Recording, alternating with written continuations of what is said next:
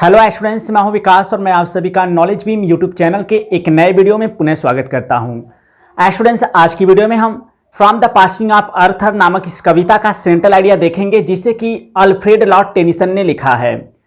तो board exam की दृष्टि से इस पोएम का जो सेंट्रल आइडिया है वह काफ़ी इंपॉर्टेंट है, तो इसे आप अच्छी तरह से लर्न कर लीजिएगा ताकि अगर आपको बोर्ड एग्जाम में देखने को मिले तो आप आसानी से लिख सकें।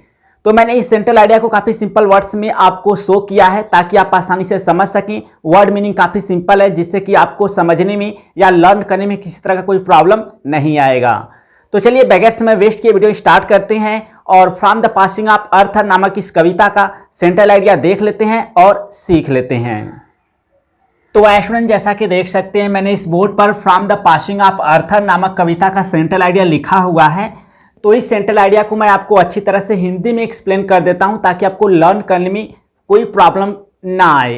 एक चीज़ मैं और आपको क्लियर कर देना चाहता हूं कि यदि आप इस पोएम का सेंट्रल आइडिया देखेंगे तो कुछ लंबा है, क्योंकि ये जो पोएम है या कुछ बड़ा पोएम है, इस वजह से इसका सेंट्रल आइडिया थोड़ा बड़ा चला जाता है।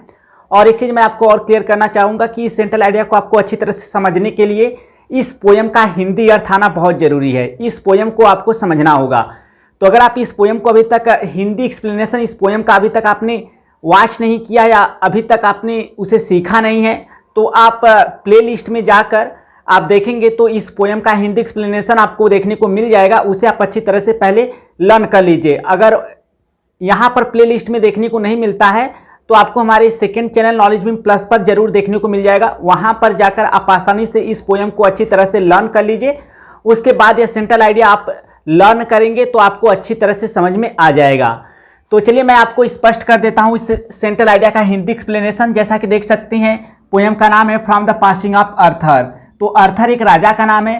तो अर्थर के विदा लेने से या अर्थर के जाने से, तो जब भी सेंट्रल आइडिया आप लिखे कुछ इस तरह से स्टार्टिंग करें, the central idea of the poem from the passing of Arthur compose by Alfred Lord Tennyson is that, अर्थात अल्फ्रेड लॉर्ड टेनिसन द्वारा रचित from the passing of Arthur नामक कविता का केंद्रीय विचार इज दैट, यह है कि इन दिस पोएम, इस कविता में किंग अर्थर अर्थात राजा अर्थर हैज गिवेन दिए हैं हिज वैल्यूएबल एडवाइस, अपनी बहुमूल्य सलाह को, टू बिडीवर मतलब बिडीवर को, और लॉयल नाइट एक वफादार योद्धा, of the round table, round table के, यह राउंड टेबल एक प्रथा का नाम है, ठीक है, जिसे राजा अर्थर क्या किए रहते हैं, विकसित किए रहते हैं। In this poem King Arthur has given his valuable advice to Bedivere a loyal knight of the round table, अर्थात इस कविता में राजा अर्थर राउंड टेबल के एक वफादार योद्धा बिडीवर को अपने वैल्यूएबल मूल्यवान सलाह को दिया है। द नाइट मतलब वह राजा अर्थात राजा, एडवाइसेस उन्हें सलाह देते हैं, नॉट टू बी सॉरी दुखी न होने को, for the ending of the round table, यानी राउंड टेबल नामक प्रथा के एंडिंग समाप्त होने पर। तो देखिए द किंग एडवाइसेस हिम, अर्थात वह राजा उसे सलाह देता है अर्थात बिडीवर को, नॉट टू बी सॉरी दुखी ना होने को, for the ending of the round table, round table के एंड होने पर या राउंड टेबल के समाप्ति होने पर या समाप्त होने के बदले में दुखी न होने के लिए क्या करता है, सलाह देता है या सुझाव देता है। द किंग मतलब वह राजा, टेल्स मतलब बताता है, बिडीवर मतलब बिडीवर को, दैट की change is the law of nature की परिवर्तन ही प्रकृति का क्या है, नियम है। नेचर मतलब प्रकृति। द किंग टेल्स बिडीवर अर्थात राजा बिडीवर को बताते हैं, दैट की change is the law of nature यानी परिवर्तन ही प्रकृति का नियम है। हाउएवर नोबल, हाउएवर चाहे जितना, नोबल मतलब श्रेष्ठ, and a good system, a good एक अच्छा, सिस्टम प्रथा, however noble and a good system में भी, यानी एक प्रथा चाहे जितना भी श्रेष्ठ और अच्छा हो सकता है, इट विल करप्ट यह नष्ट कर देगा या भ्रष्ट कर देगा, द वर्ल्ड मतलब संसार को, इफ मतलब यदि, इट कंटिन्यूज यह जारी रहता है, फॉर अ लॉन्ग टाइम एक लंबे समय के लिए। तो चाहे जितना भी एक प्रथा श्रेष्ठ और अच्छा हो सकता है, it will corrupt the world फिर भी यह संसार को नष्ट कर देगा, if it continues for a long time यदि यह एक लंबे समय तक जारी रहता है या एक लंबे समय तक बना रहता है।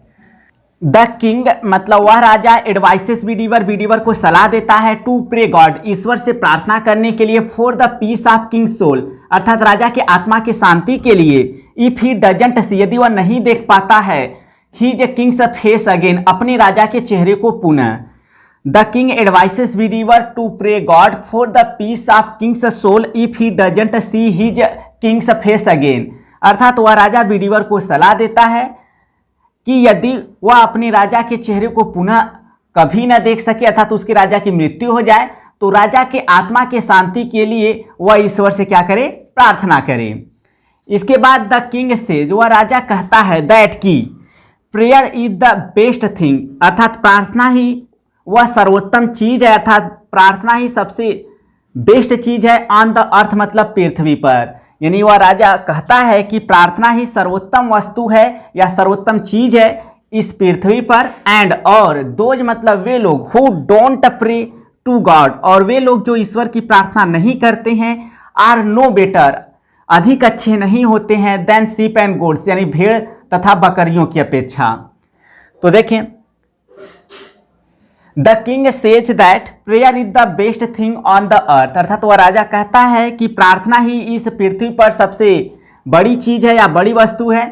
And those who don't pray to God, और वे लोग जो ईश्वर की प्रार्थना नहीं करते हैं, are no better than sheep and goats, वे भेड़ों तथा बकरियों की अपेक्षा अधिक अच्छे होते नहीं हैं। प्रेयर इज अ लिंक, यानी प्रार्थना एक कड़ी है, दैट बाइंड्स, जो बांधे रखती है, अस मतलब हम लोगों को, बाई गोल्डन चैन्स, यानी सोने के जंजीर के द्वारा, विथ गॉड्स फीट, यानी ईश्वर के चरणों से।